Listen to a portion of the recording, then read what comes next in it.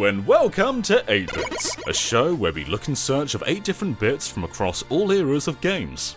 These bits can be Easter eggs, secrets, or just things we thought were rad as flip. And given that as of now it's the holidays, I thought we'd start off with the quintessential holiday game. This is Christmas Nights into Dreams, kind of a special demo for Nights. It was given away in different ways around the world through console bundles, promos, and as freebies in magazines.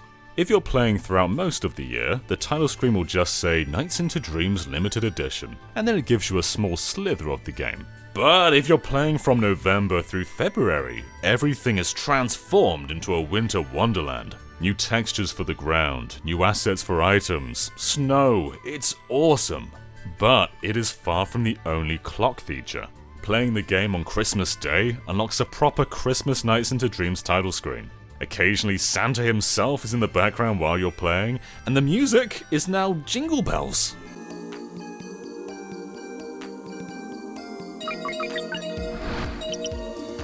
You also get a special title screen when playing on New Year's Day, and that's in addition to brand new outfits for Elliot and Clarice.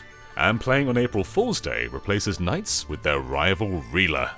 Many have documented that playing on Valentine's Day also produces unique effects, but I couldn't get this to trigger. In fact, it may have been mixed up with the time that you play the game. During winter, playing at 9 AM replaces the snow with crescent moons, playing at 12 PM gives you purple gems, 3 PM's candy, 6 PM is sparkles, 9 PM is stars, and then finally 12 AM gives you hearts. And that's what many say that Valentine's Day produces. It may do that in other versions of the game, but at least for the PAL Sega Saturn version, I couldn't make Valentine's Day work. And what else is cool is there's a ton of unlockables to get too, and one of them is Sonic themed. You can run around as my favourite boy, Low Poly Sonic, and collect orbs, jump through rings, and even face off against Eggman. He replaces the Puffy boss from the main game, so he just kinda bounces around and you whack him into walls. So Christmas Nights is awesome, but is this a bit? I don't know, I just like talking about this game, but here is something that you may not have known. In the full Nights into Dreams, the menu music actually samples an incredibly popular Christmas movie. Have a listen.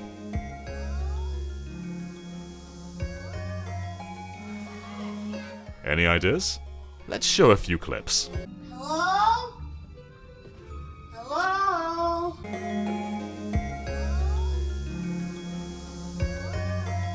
No, you just made it. Yeah!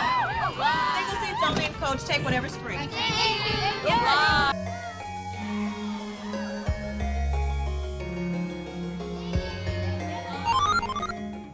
Donkey Kong Country Tropical Freeze is full of Easter eggs, and one of the most commonly known is Samus's gunship appearing as a silhouette in Busted Bayou. But there's actually a far more substantial Metroid Easter egg that wasn't found until years later. In Abyss Abyss, one of my favourite levels in the game, make your way through the level until you reach the very first checkpoint. Then try to swim your way through to this switch right here with 2 hearts intact. Proceed as normal until you reach around here, and then turn around. There's no way to open the path back up again, so simply take some damage and dash through the coral, and out of nowhere. Yeah, that's a flippin' Metroid, just chilling in the world of DK, about to destroy all life. No big deal. Earlier this year, a pretty substantial cheat code was discovered in Super Punch-Out, unlocking a full-on 2-player mode. To do this, make sure 2 controllers are hooked up, and on the second controller on the title screen, hold R and Y, and then with player 1, press A. This will take you to a brand new opponent select screen, and if you were to choose any of these, it will spawn you into a 1-player match against any of these opponents. So that's kind of cool in its own right, it's kind of like a level select screen, but we want more than that!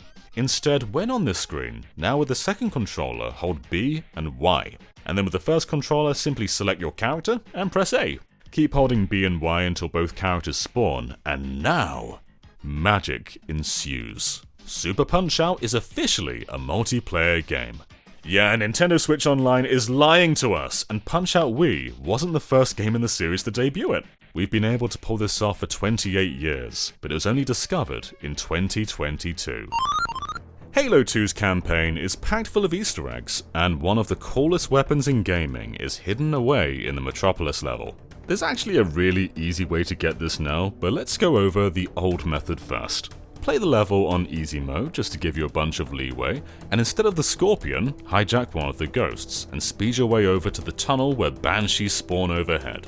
The banshee can be quite finicky, but we want one of them to follow us through this tunnel, so let's do it! We've got to lure them all the way through this battlefield until the very end of the tunnel. And they must be pretty close by at all times because they can despawn. It's not always easy, they can get stuck, in which case try smacking them, pushing up against them, or backing up behind them to try and trigger their AI to chase you. Eventually, we want them over here. What we need to do now is get them through the final tunnel opening to the outside world, but the Banshee can't actually fit through this gap. So take a weapon like the battle rifle and shoot off its wings. This becomes risky because if you hijack a Banshee while its wings are off, it explodes. What we want to do is enter the Banshee as the game loads, as that bypasses the explosion and allows us to keep the Banshee in an area unintended for it. This becomes much harder depending on how new the version of the game you're playing is. Master Chief Collection on Series X loads much faster, so the time frame is much smaller. The Banshee will despawn if you're too slow, or explode if you're too fast, so you've got to time it just right. But if you pull it off, we've got a Banshee, and we can fly out of the boundaries and explore the level. But where you want to go is this bridge right here, because at the very top is a prized possession. This may look like a plasma rifle, but it's actually the Scarab gun. It fires the exact same explosive shots as an actual Scarab, and can basically destroy anything in the game in one hit. This does include the Chief, so make sure you've got a lot of space before you use this gun. It's also worth noting that while we have the Banshee, there's a little crevice over here, and if you sneak in there, you'll find a ball. As in like a football. Alright, sure. This isn't the easiest trick to pull off, but in 2020, Master Chief Collection got a brand new skull called Acrophobia, allowing Chief to fly. This means you can ignore everything I just said, turn the skull on, and just fly over to the Scarab gun. Little anticlimactic, but boom! Demon's Souls heavily turned From Software's reputation around as one of the greatest talents in this industry, but they made a mountain of games before arriving at Souls, and it's unsurprising that some assets got reused. It's something From Software regularly do through sound effects, textures, animation, but rarely outright bosses, right? In fact, the very first boss you see in Demon's Souls, the Vanguard, is actually straight out of From Software's originally 360 exclusive JRPG, Enchanted Arms. It appears during the boss fight with the Giggling Man, and here it's known as Dabrad. Not Vanguard, Dabrad. It's the exact same model with only minor changes. It's kind of funny to see this in three different ways. You've got Enchanted Arms, you've got Demon's Souls on PS3, and then you've got Demon's Souls on PS5. And Vanguard is not alone, as there's another 360 game, Ninja Blade, that has a very familiar boss. This is Arachne, and their model was repurposed for the armor spider in Demon's Souls. Although the one in Ninja Blade actually has more armor, so I think this one should really be the armor spider. Toxbox! Man, gotta be one of my top 100 Mario enemies. There's usually nothing you can do about these guys other than hide under them, right? But did you know that Wario in Super Mario 64 DS actually has a hidden ability of beating them the flip up? You can't punch them from the outside, but if you're under them, POW! Get out of here, Toxbox! This is so specific, but I love it. The original Metal Gear Solid is full of so many iconic moments. Using the back of the box to find a codec channel, changing the controller port for Psycho Mantis, and changing the properties of a keycard by backtracking to a cold room to freeze it, or a hot room to warm it up, and then rushing back before it changes back to neutral. Its remake, The Twin Snakes, maintains all of that, and while it can be hilariously over the top, it's still in my opinion a really good game, with many merits of its own. However, rewinding back to the method on the card, they added something stupidly simple for the Twin Snakes that I'm sure many of us either missed or didn't pay attention to because the original method is so ingrained in our minds. You can still freeze and boil the POW keys as usual, but instead, let's try something else. From the entrance to the laptops, circle around the railing until we get to this point over here. Then hang off the edge, fall, and grab the lower level. This place is usually inaccessible, and right over here are two different pipes. Shooting one gives you a jet of cold breeze, and shooting the other lets out boiling hot steam. And you guessed right, if the POW key is out, it will transform its property. Keep in mind, this is the exact same room you use the POW key, so there is zero backtracking. It's not as charming, but it does save a huge chunk of time. A few years after NieR Automata released, Yoko Taro teased a final undiscovered secret that was still lurking in the game, and that caused many fans to go on a hunt for this secret. One was Lance McDonald, who spent hundreds of hours reverse engineering the game to discover a code that would take you straight to the end of the game, mere minutes in.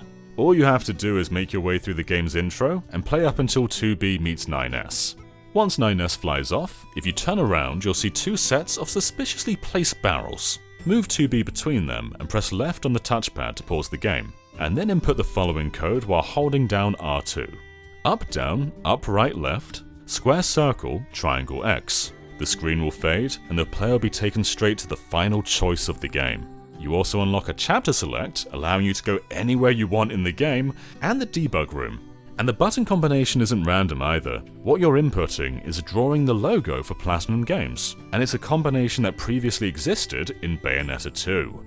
There's a few doors throughout the game, like this set in Chapter 1, and if you tap the Wii U gamepad 3 times like you're knocking on a door, the camera will zoom out, and then if you quickly input the same code as NieR Automata, you get secret stuff! And the final bit is a rad one if you're me. Pokemon Puzzle Challenge often doesn't get the attention of Puzzle League despite being an awesome pound-upon adaptation of Gen 2 with incredible music and great visuals, but I'm not here to praise the game, at least not today. Over a decade after the game released, fans discovered it actually contained a hidden beta for pound-upon on the Game Boy. Now, Tetris Attack had a Game Boy conversion, but just like the Super Nintendo version, it was heavily Yoshi-ified. But it seems at one point Nintendo planned to bring Lip and Friends over without the Yoshi skin. The first thing we've got to do is make our way to the error screen for putting a Game Boy Color game into a regular Game Boy. And you can still do this on a Game Boy Color, a Game Boy Advance, or a Game Boy Player. So on the Pokemon Puzzle Challenge title screen, input the following buttons. Press up 2 times, right 4 times, left 10 times, up 4 times, right 1 time, down 6 times, and then B. And heck yeah, we're here! Now it's as simple as pressing A 24 times and pressing B 24 times. And yeah, this is real! It's a very basic menu, and not everything's been developed, but you can play classic pound-upon in either an endless mode or a garbage mode, but without the AI. There's even unique music adapted from the Super Famicom game. Like I said, if you're someone like me, this is the coolest thing in the world. Thanks for watching this episode of 8-Bits, everyone! If this is your first time here, this is episode 4. There are 3 other 8-Bits, 24 different bits are waiting to be seen, and I highly suggest checking them out if you can. Catch you later, fellas, and have a great 2023. Bye!